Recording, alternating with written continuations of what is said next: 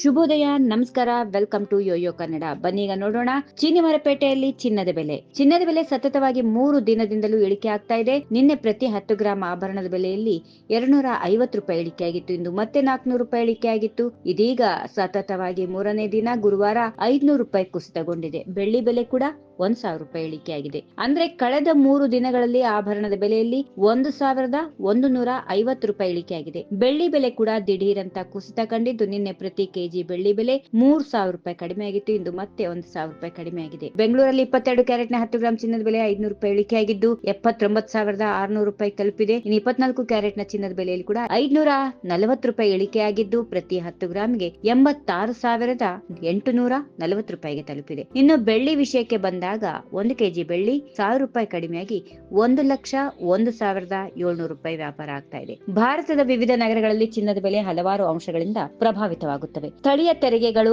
ಆಭರಣಗಳ ತಯಾರಿಕಾ ಶುಲ್ಕಗಳು ಮತ್ತು ಮಾರುಕಟ್ಟೆ ಬೇಡಿಕೆ ಹೀಗಿನ ಪ್ರಮುಖ ಕಾರಣಗಳು ಆಗಿರುತ್ತವೆ.